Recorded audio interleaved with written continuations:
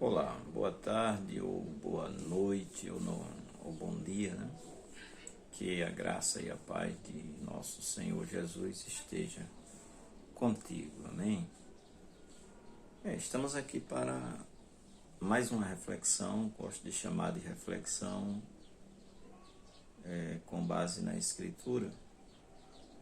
E quero iniciar com a citação aqui do apóstolo Paulo na carta aos Romanos, capítulo 15, verso 4, onde está escrito: porque tudo que antes foi escrito para o nosso ensino foi escrito para que pela paciência e consolação das Escrituras nós tenhamos esperança. Nós entendemos que a Escritura de que fala o apóstolo neste texto é como nós temos o Antigo Testamento, né? Que equivale à Bíblia hebraica. Pois bem, com base nessa escritura, ou como nós mais conhecemos aqui no Brasil,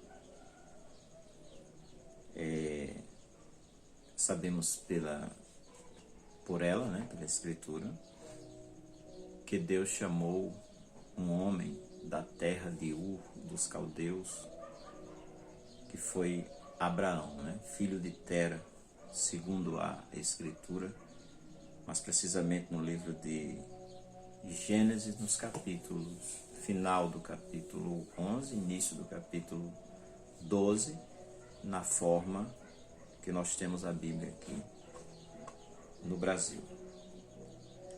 Pois bem, Abraão, como se sabe, foi o pai de Ismael, e com H, né, isso, e o pai de Isaac com Sara, que é Isaac, o filho da promessa, segundo a narrativa do Gênesis, como nós temos. Isaac foi pai de Esaú e Jacó, os dois gêmeos, né? Jacó veio a ser, né, o pai dos 12 patriarcas, que daí surgiram 12 tribos, das 12 tribos, Israel, a nação, né, de Israel, também são conhecidos como os hebreus, né? Bom, deixando as particularidades até para ganhar tempo, o que é que nós queremos trazer aqui? Que essa história, né, que nós mencionamos aqui, iniciamos a chamada de Abraão. Na chamada de Abraão tem uma promessa. Inicialmente, Deus promete a ele que iria abençoá-lo e aos seus descendentes. Mas no final do versículo 3 tem uma promessa para toda a humanidade, né? Que Deus diz assim: e em ti serão benditas todas as famílias da terra. Palavra esta que Deus repete a Isaac e a Jacó, né? Que vai abençoar por meio deles toda a família da terra, mesmo os demais não sendo, né, descendentes de Abraão. Bem, e tem muita coisa, mas nós queremos refletir um pouco sobre como Deus ensinou, né? Ensinou aquele povo a respeito da redenção e remissão de pecados, ou seja, de perdão de pecados, né? Então, nós sabemos que, também pela narrativa do Gênesis, que Jacó, né, entrou no Egito com cerca de 70, mais de 70 pessoas, e ali se tornou uma grande nação que posteriormente veio a ser escravizada, né? O povo de Israel foi escravizado no Egito. E depois de 400 anos, segundo a própria narrativa da Escritura, eles foram libertos. Deus, por através de Moisés, né? O povo saiu do Egito, né? Passando pelo Mar Vermelho. Logo após o Mar Vermelho, Deus começa a dar a ele instruções, a eles, né? Por através de Moisés, no Monte Horebe. E daquelas muitas instruções, Deus deu vários, vamos dizer, cerimoniais para aquele povo. E dentre eles, o cerimonial da remissão. E Levítico 16 é um capítulo inteiro tratando sobre o cerimonial da remissão, que eu quero passar alguns textos aqui. Por exemplo, Levítico 16, do verso 8 ao 10, a gente lê: Então Arão fará chegar o bode sobre o qual cair a sorte pelo Senhor e oferecerá para expiação do pecado. Mas o bode sobre que cair a sorte para ser bode emissário, apresentar-se-á vivo perante o Senhor para fazer expiação com ele, a fim de enviá-lo ao deserto como bode emissário. Então nós vemos aqui 2 bodes, correto? Estamos lendo Levítico 16, versos 8 e 10. Continuando a leitura, nós lemos: Depois degolará o bode da expiação, que será pelo povo, e trará do seu sangue para dentro do véu, e fará com seu sangue como fez com o sangue do novilho, e espargirá sobre o propiciatório perante a face do propiciatório. Assim fará expiação pelo santuário por causa das imundícias dos filhos de Israel, e das suas transgressões, e de todos os seus pecados. E assim fará para a tenda da congregação que reside com eles no meio de suas imundícias. Isso está em Levítico, agora verso 15 e 16. Então, lendo na íntegra o capítulo, que a gente quer ganhar um pouco de tempo, a gente sabe que tem 2 bodes, além do novilho, além de cordeiro, mas a questão de 2 bodes. Um é sacrificado, né? Espargido o sangue, tirado o sangue, e o outro fica vivo. Para que isso? Vamos continuar lendo. Havendo, pois, acabado de fazer expiação pelo santuário e pela tenda da congregação e pelo altar, então fará chegar o bode vivo. Isso já, né, adiante, né, lá para o verso 20. E Arão porá ambas as mãos sobre a cabeça do bode vivo, e sobre ele confessará todas as iniquidades dos filhos de Israel, e todas as suas transgressões, e todos os seus pecados, e porá sobre a cabeça do bode, e enviá-lo-á ao deserto pela mão de um homem designado para isso. Assim aquele bode levará sobre si as iniquidades deles à terra solitária, e deixará o bode no deserto. Curioso, né? Assim. Bom, mas como disse, como está escrito, são instruções de Deus, né, quanto à remissão. Isso será feito uma vez a cada ano, né, dessa forma. Onde é que a gente encontra isso? Livro de Levítico, capítulo 16. Eu acabei de ler o verso 20 e o 22, e para terminar a leitura de Levítico 16, dos textos que nós separamos, obviamente não estou lendo na íntegra. Assim fará expiação pelo santuário, também fará expiação pela tenda da congregação e pelo altar. Semelhantemente fará expiação pelos sacerdotes e por todo o povo da congregação.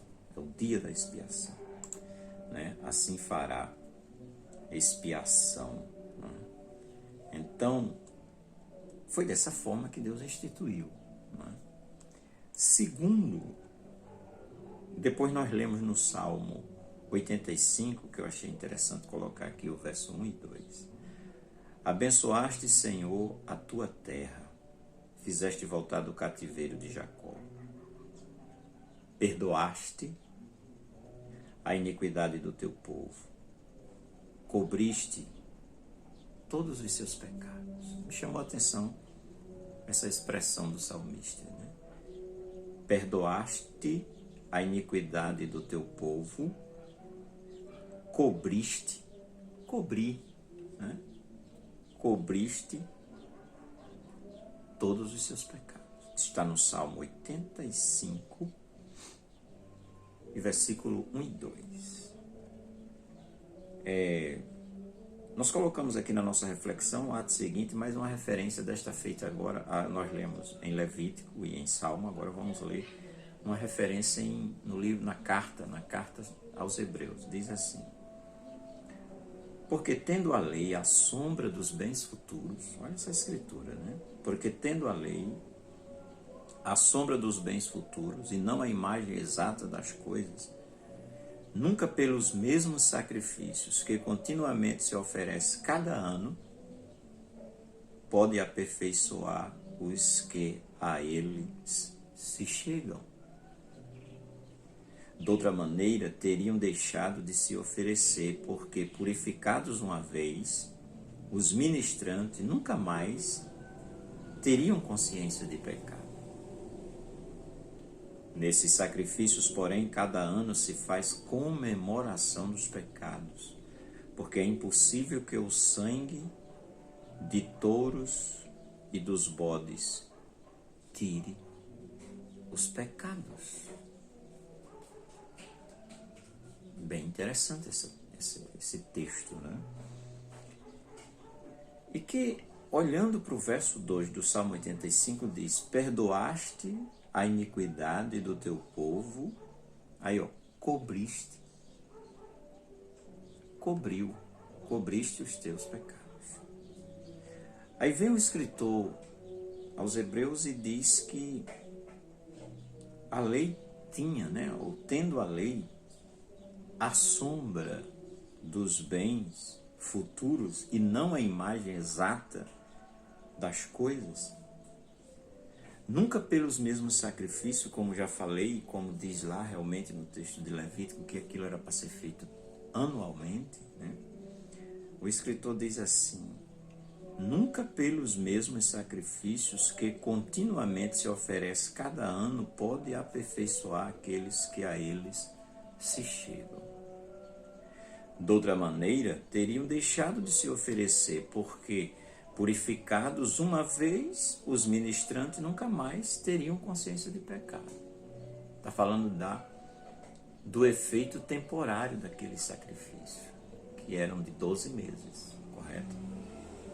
Nesses sacrifícios, porém, cada ano, de acordo com a escritura do escritor aos Hebreus, né, no capítulo 10 de Hebreus, verso 1 ao 4, diz: nesse sacrifício, porém, cada ano se faz comemoração dos pecados, porque é impossível que o sangue dos touros e dos bodes tire os pecados. Então a gente pode perguntar, e por que Deus instruiu aquilo, né? A gente entende que era uma didática de Deus. Deus estava ensinando, né, aquele povo e aos demais povos também, né? Vamos ler mais um pouco.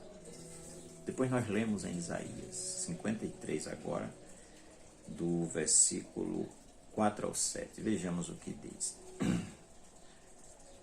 Verdadeiramente, Ele tomou sobre si as nossas enfermidades e as nossas dores levou sobre si. E nós o reputamos por aflito, ferido de Deus e oprimido. Mas ele foi ferido por causa das nossas transgressões e moído por causa das nossas iniquidades. O castigo que nos traz a paz estava sobre ele, e pelas suas pisaduras fomos sarados. Todos nós andávamos desgarrados como ovelhas, cada um se desviava pelo seu caminho, mas o Senhor fez cair sobre ele a iniquidade de nós todos. Ele foi oprimido e afligido, mas não abriu a sua boca. Como um cordeiro foi levado ao matadouro, e como ovelha muda perante os seus tosquiadores, assim ele não abriu a sua boca. É no mínimo interessante também esse texto, né? Encontramos no livro de Atos dos Apóstolos um homem lendo essa parte da escritura do livro do profeta Isaías e não entendendo. Trata-se do eunuco, não é isso? No capítulo 8 de Atos. E aquele homem vinha lendo, ele vinha de uma das adorações que ele tinha ido a Jerusalém, o eunuco. E ele estava lendo essa passagem, ou vinha lendo o livro, já no caminho de volta, era mordomo da rainha de Candace. E o Espírito Santo falou a Filipe que ficasse ali à margem daquele caminho. E quando a carruagem do eunuco vinha, o Espírito disse: corre e aproxima-te desse carro. E quando Filipe se aproxima, ele ouviu o que ele vinha lendo. E aí, por interpretação, ele vinha lendo em alta voz. Filipe ouviu e aproximou-se e perguntou: você está entendendo o que está lendo? Aí o homem disse: como eu vou entender se alguém me não ensinar? E pediu a Filipe que se aproximasse, subisse no carro com ele, na carruagem. E diz o texto que quando Filipe, aí o homem, o eunuco, pergunta a Filipe: de quem dizes? O profeta: de si mesmo ou de algum outro? E o texto diz em Atos 8 que Filipe, começando por aquela escritura, anunciou Jesus para ele, para o eunuco. Aleluia. E depois dessa leitura de Isaías, nós separamos outro texto. Diz assim: no dia seguinte, João viu a Jesus, que vinha para ele e disse: eis o Cordeiro de Deus, que tira o pecado do mundo. Você lembra do salmo que nós lemos e da referência também da carta aos Hebreus, né, que diz que o sangue de touros, de bodes, né, não pode, né? E no salmo, porque é impossível que o sangue de touros e de bode tire os pecados, é impossível. E no Salmo 85, versículo 2, diz que cobriste os pecados. Mas agora, quando estamos lendo João, Evangelho escrito por João, no capítulo 1, verso 29, nós lemos: no dia seguinte, João viu a Jesus que vinha para ele e disse: eis o Cordeiro de Deus, que tira. Olha a diferença em cobrir e a reafirmação em Hebreus que diz que é impossível que o sangue dos animais tire os pecados. Porém, agora falando de Jesus, está escrito: eis o Cordeiro de Deus que tira. Aleluia. Tira, não é? E João continua: e este falando de Jesus é aquele do qual eu disse: após mim vem um homem que é antes de mim, porque foi primeiro do que eu. Eu não o conhecia, diz João, mas para que ele fosse manifestado, seja apresentado a Israel, vim eu, por isso batizando com água. João testificou dizendo: eu vi o Espírito descer do céu como pomba e repousar sobre ele. Eu não o conhecia, mas aquele que me mandou batizar com água, esse me disse: sobre aquele que vires descer o Espírito e sobre ele repousar, esse é o que batiza com o Espírito Santo. E eu vi e tenho testificado que este é o Filho de Deus. No dia seguinte, João viu outra vez ali e dois dos seus discípulos, e vendo passar, melhor, no dia seguinte, João estava outra vez ali e dois dos seus discípulos, vendo passar a Jesus, disse: Eis aqui o Cordeiro de Deus. Está percebendo? Então, quero concluir essas leituras, porque já ficou um pouco longo, lendo agora em Apocalipse capítulo 1, a saudação que diz assim. Sim, o que nós acabamos de ler está no Evangelho escrito por João, capítulo 1, 29 ao 36. Para concluir, Apocalipse 1, 4 a 6. Lemos assim. João às 7 igrejas que estão na Ásia. Graça e paz seja convosco, da parte daquele que é, e que era, e que há de vir, e da dos 7 Espíritos que estão diante do trono de Deus. E também, graça e paz da parte de Jesus Cristo, que é a fiel testemunha, o primogênito dos mortos, e o príncipe dos reis da terra, aquele que nos ama, e em seu sangue nos lavou, olha que coisa grande, dos nossos pecados. Salmo 85, não é isso? Versículo 2. Cobriste todos os seus pecados, mas não tirou, cobriu. Lembrei daquela expressão, colocar a poeira embaixo do tapete, mas ela está ali. O escritor aos Hebreus diz que é impossível que o sangue dos touros e dos bodes tire os pecados. João apresentou Jesus dizendo: Eis o Cordeiro que tira o pecado do mundo. E agora nós estamos lendo, e da parte de Jesus Cristo, que é a fiel testemunha, o primogênito dos mortos, o príncipe dos reis da terra, aquele que nos ama e em seu sangue nos lavou dos nossos pecados e nos fez reis e sacerdotes, para Deus e seu Pai. A Ele, Jesus, glória e poder e honra e poder para todos sempre. Amém.